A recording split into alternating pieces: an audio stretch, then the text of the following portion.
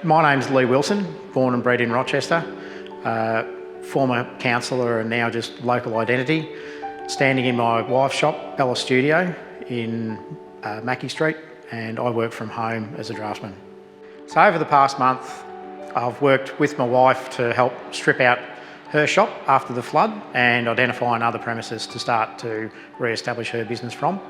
I've also worked with a number of businesses in town, some of which are my clients, to help re-establish their businesses.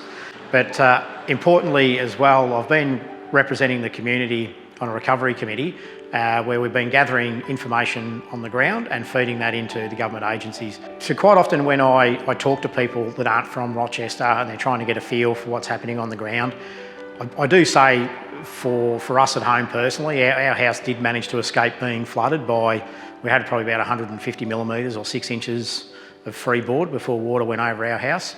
But the reality of escaping that type of impact, like many people, we've had damage under the house, our house has moved, we've lost items from the shed. A lot of people know my old Volkswagen Beetle I've got, well, that's been written off. And then when we sort of look further afield, clearly my wife's shop is completely destroyed, so we're sort of building from the ground up there. But then my mother's house over in Bain Street, brother's house in Edward Street, sister's house over in Hopen Street. It's always more than just your own personal experience of your own property. It's the people around you that you know are affected, whether it's neighbours or friends or family. It's the business you work for or your own business, or it's friends out on the farm, or for farmers it's the neighbouring farms. It's just such a widespread experience.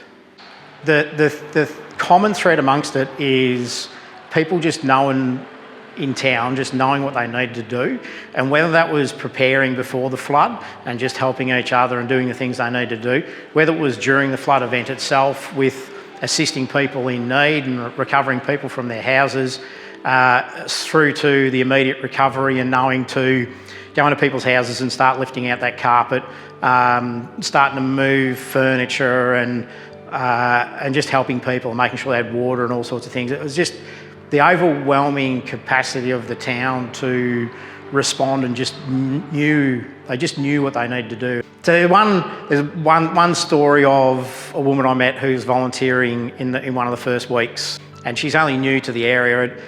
She'd only been here for 3 months, and her and her husband had bought a relatively new house, and they had some water go over their floor, and so they had some damage. And she just said that she wouldn't live anywhere else. Witnessing the community's capacity firsthand to come together and get on with things, they just decided this is where they'll stay. The funny thing from that woman was her neighbour said to her that she was having a chat the first week she moved into the house, and she was talking about how long do you need to be in a community to be a local. And you know, there's always the jokes, you need to be second generation or you live there for 20 years. And the neighbour said if you've been through a flood, you're a local. So it was just a little bit of irony in it. So, yeah.